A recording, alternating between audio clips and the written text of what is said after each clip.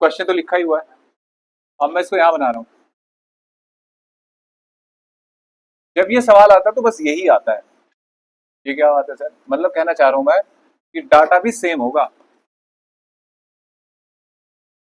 ठीक है, बोर्ड में स्कूल का टीचर तो खैर कर सकता है, सवाल बदल सकता है, बोर्ड का क्वेश्चन यही होगा अगर बड़े सवालों में आता है तो।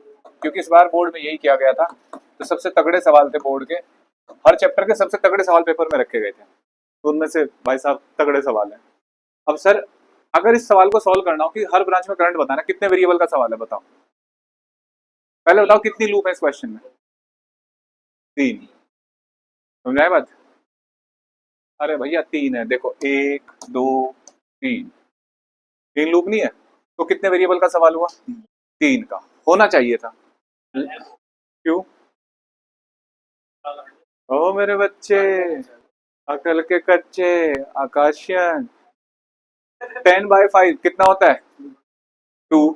और 10/5 2, तो हट जाएगा ये। समझ में आया? भाई बैलेंस होना चाहिए ना रेशियो, तो 10/5 10/5, बदतमीजी आई है। 10/5 5/10, इधर 2 आ रहा है इधर 1/2, तो बैलेंस हो ही नहीं रहा है, तो अनबैलेंस ब्रिज है ये।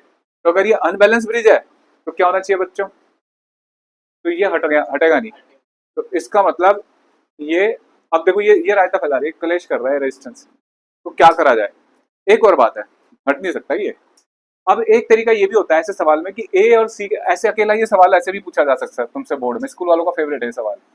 इसी सवाल को ऐसे बना देगा बस, और कहेगा कि ए और सी के बीच में इक्विवेलेंट रेजिस्टेंस बताओ, 10 5 5 10 5, ऐसे भी कह देगा। तो ये इतना सवाल भी दे सकता है तुम्हें, इक्विवेलेंट रेजिस्टेंस बताओ, तो कैसे सॉल्व करेंगे? तो बैलेंसिंग हो ही नहीं रही इसकी। और क्या तरीका कह सकता है कि ये सवाल दे ही रखा है तुम एनसीईआरटी का, कि लो भैया सॉल्व कर दो इसको। इस सवाल को 2 वेरिएबल से भी सॉल्व किया जा सकता है। सर कैसे? सर आपने तो कहा था जितने लूप उनके अंदर कोई लूप ना हो। ये एक स्पेशल केस है जिसमें रिवर्स सिमेट्री है। रिवर्स सिमेट्री देखो, इधर 10 5, ठीक, यहाँ 5 10 था, लेकिन अगर इसको उल्टा कर दो ऐसे, रिवर्स कर रखा है ना इसने ऐसे इसको, तो रिवर्स सिमेट्री है। तो इसमें देखो मैं तरीका बता रहा हूँ क्या करना है। देखो बच्चों, यहाँ से करंट लेके आओ I1 + I2, यहाँ से I2 भेज दो, यहाँ से I3। नॉर्मल केस में यहाँ से, ओ सॉरी, यहाँ से I1 यहाँ से I2। नॉर्मल केस में, और बेटा आकाशियन, बेटा इधर सीढ़ियों में नहीं, इधर। अब ये I3,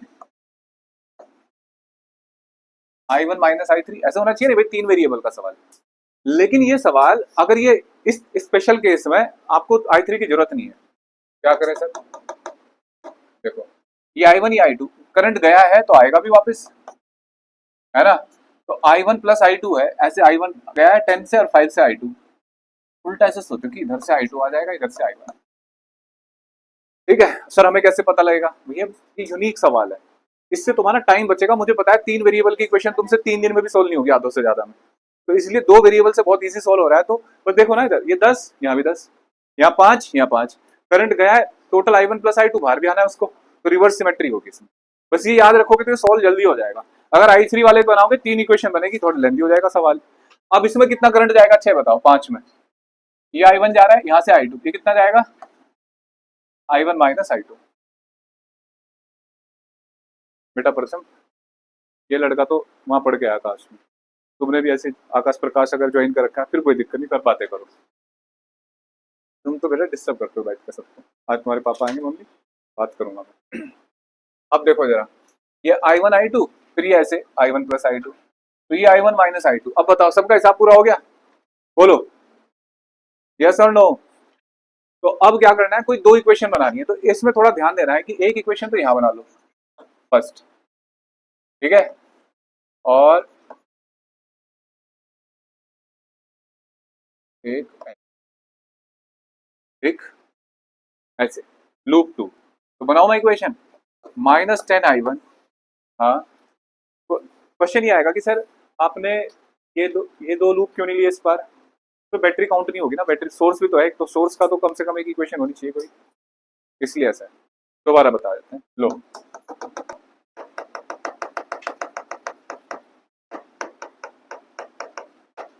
खत्म हो गया। देखो मैं तुम्हें वैसे समझाता हूँ इस सवाल में। नॉर्मली अगर बच्चा करता है तो इसको ऐसे करता है, यहाँ से I1 प्लस I2, यहाँ से I1, यहाँ से I2, यहाँ से I3, यहाँ से I1 माइनस I3 और यहाँ से I2 प्लस I3। देख लो बच्चों ऐसे बनता है। ये स्टैंडर्ड केस है व्हीटस्टोन ब्रिज में, कई कई बार कराऊंगा इसको आपको, कि थ्योरी भी पढ़नी है मैं ब्रिज की।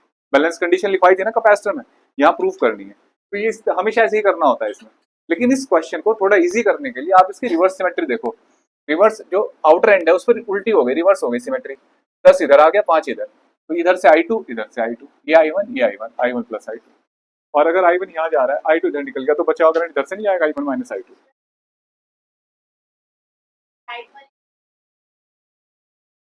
एक ये तो लेना ही है, इसमें बैटरी कवर करनी है, इन दोनों में से कोई एक। हाँ इन दोनों में से कोई एक, ठीक है। अब देखो केवीएल लगाते हैं बच्चों, कितनी बात समझ में आई? ये फर्स्ट और ये सेकंड। भैया बड़े सवाल हैं, जब तक क्लास में नहीं होंगे, डिस्कस नहीं होंगे, नहीं होंगे पेपर में तुमसे। और कितने स्टोरी पढ़ के चले जाओ और ये सवाल ना करके आप भैया उलट जाओगे वहां पेपर में। तो देखो -10 I1 -5 I1 minus I2 plus 5 I2 equal to 0, ठीक है। लूप 1 इसको ठीक करेंगे। लूप 2 में देखो, यहां से शुरू करते हैं, देखो कौन बताएगा। यहां से लूप 2 बताओ बेटा, यहां से चल रहे हैं। +10 ऑनलाइन में कौन थे पिछली क्लास में? हाँ जी रुको ये बताएगी। +10 यहाँ से क्या लिखेंगे आगे? हम ना यहाँ से होके आ रहे हैं ऐसे। हाँ I, इसमें I2 जा रहा है, तो I1 प्लस I2 करेंगे। बेटा तुम ज्ञान की देवी, शांत रह के अपना अपने पे फोकस करो। हाँ हाँ मतलब लूप सुनो, जो हम इक्वेशन लिखते हैं वो लूप के कोरस्पॉन्डिंग लिखते हैं, 1 या 2। जो जिसमें करंट है वही लिखा जाएगा, ये नहीं कि हम लूप 2 चल रहे हैं तो यहाँ सारा करंट ये जाएगा इधर से भी, जो जिसमें दिख रहा है। तो कितना है 5 I2, आगे इसमें I1 करंट होगा, हाँ इक्वल टू। अब 2 इक्वेशन है ना, देखो 2 नॉन हो गए, सोल्व हो जाएगी बहुत जल्दी। 3 वेरिएबल अगर इसके तरीके से करो आंसर इससे भी आएगा, लेकिन लेंदी है सवाल। तो तुम सोच लो तुम्हें फायदा कौन से में, इसमें 3 इक्वेशन लिखनी पड़ेगी।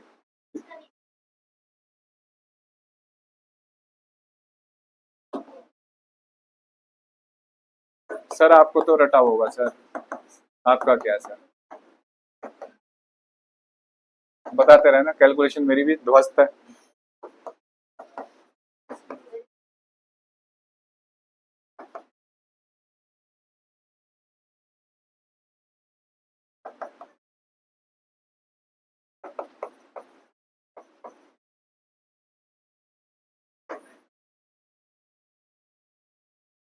क्या मैंने कुछ गलती कर दी? इतनी ही थी, नहीं बताते अभी तो बाद में बताएंगे सर, इकट्ठे। 10 माइनस, बोलना मत 15 I2, देख लो बच्चों। और ये 10, 5 दूनी 10,